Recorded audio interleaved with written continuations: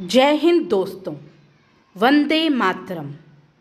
इस चैनल के माध्यम से हम आपको आयुर्वेद के कुछ प्रयोग जो कि आरोग्य अंक आयुर्वेद की सर्वोत्तम पुस्तक में लिखे और बताए गए हैं। हम कोई वैद्य या डॉक्टर नहीं हैं, लेकिन हम आरोग्य अंक पुस्तक को पढ़ रहे हैं और हमारी कोशिश है कि जो भी हम सीख रहे हैं हम वीडियो के माध्यम से आप तक पहुंचा सकें। उम्मीद करते हैं कि हम इस अवेयरनेस की कोशिश में सफल होंगे। चलिए शुरू करते हैं आज का टॉपिक। विश्राम एवं स्वास्थ्य। विश्राम करना स्वास्थ्य के लिए उतना ही आवश्यक है जितना काम करना। विश्राम से हमारे शरीर को शक्ति एवं स्फूर्ति मिलती है। हमारे शरीर में कई अंग हैं और ये सभी अंग स्वतंत्र अथवा सम्मिलित रूप से अपना अपना कार्य करते हैं। इन कार्यों के संपादन में ये शक्ति अर्थात ऊर्जा व्यय करते हैं। यदि इस ऊर्जा की पूर्ति न हो तो ये कितनी देर कार्य कर पाएंगे। इन अंगों को शक्ति उपलब्ध होती है आहार आदि विभिन्न साधनों जिसमें विश्राम का भी महत्वपूर्ण योगदान है। विश्राम करने से श्रमिक अंगों को आराम मिल जाता है तथा उसमें फिर से काम करने की क्षमता आ जाती है। इसके अतिरिक्त आज के भौतिकवादी युग में मनुष्य की मानसिक उलझनें इतनी बढ़ गई हैं कि यदि समय पे विश्राम ना मिले तो मानसिक दबाव तथा उत्तेजना से हिस्टीरिया आदि जैसे रोग हो सकते हैं। अतः मानसिक एवं शारीरिक स्वास्थ्य के लिए विश्राम अनिवार्य है। विश्राम का समय। विश्राम की दो मुख्य अवस्थाएं होती हैं। प्रथम कुछ देर विश्राम करना और द्वितीय नींद लेना। प्रथम अवस्था में विश्राम हेतु कोई निश्चित नियम नहीं है। जब भी आप शारीरिक अथवा मानसिक परिश्रम के फलस्वरूप थकान अनुभव करें तो शरीर को ढीला छोड़कर तथा मस्तिष्क को विचारों से मुक्त कर कुछ समय के लिए लेट जाएं। ऐसा करने से थके हुए पुण्य क्रियाशील हो जाते हैं।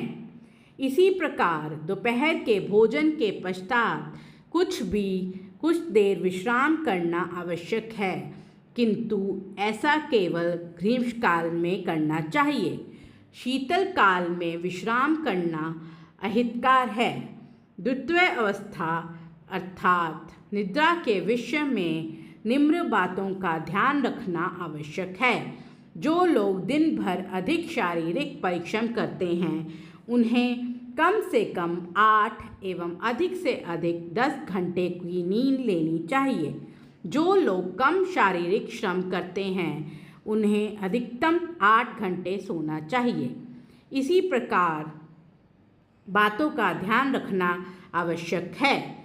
जो लोग दिन भर अधिक शारीरिक परिश्रम करते हैं उन्हें कम से कम 8 एवं अधिक से अधिक 10 घंटों की नींद लेनी चाहिए।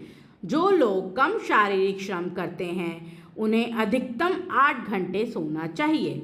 इसी प्रकार मानसिक कार्य करने वाले व्यक्ति भी 8 घंटे से अधिक नहीं सोना चाहिए।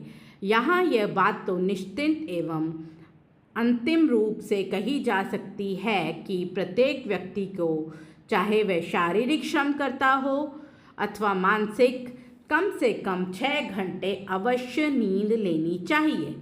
नन्हे बच्चे काफ़ी अधिक समय तक सोते रहते हैं। इसके संबंध में किसी प्रकार का कोई नियम नहीं होता है। आज की भागती दौड़ती जिंदगी में अधिकांश लोग अनिद्रा रोग के शिकार हो चले हैं। अनिद्रा की अवस्था में नींद लाने के लिए नींद की गोलियों का सेवन करना विशेष हानिप्रद है। पूर्ण विश्राम हेतु कुछ अन्य नियम। विश्राम करने के लिए एकांत होना आवश्यक है। शोर शराबे में अच्छी नींद नहीं आती है। विश्राम करते समय किसी प्रकार का मानसिक अथवा शारीरिक तनाव नहीं होना चाहिए। यदि आप मानसिक रूप से थकान अनुभव कर रहे हैं तो अत्यंत आवश्यक है अपने मस्तिष्क को प्रत्येक विचार से रिक्त कर दें तथा आंखें मूंद कर पड़े रहें। विश्राम के इस क्षणों में यदि आप अपनी किसी उलझन या अवस्था के विषय में सोचते रहते तो आपकी थकान में वृद्धि ही होगी। इसके विपरीत यदि मस्तिष्क खाली रहेगा तो 5-7 मिनट बाद ही आप अपने को तरोताज़ा महसूस करने लगेंगे।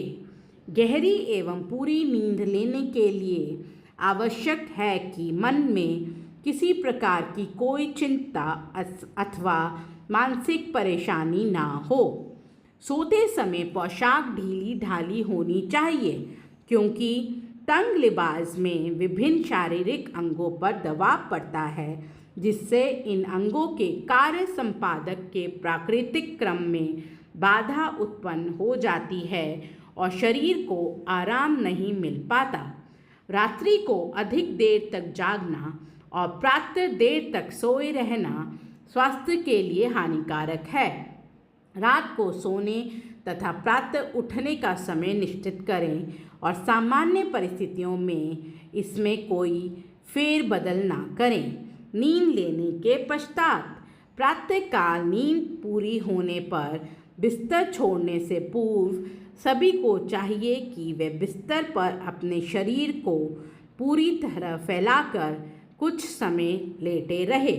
उसके बाद सारे शरीर पर धीरे धीरे दोनों हाथ मालिश करने के ढंग से घुमाने चाहिए।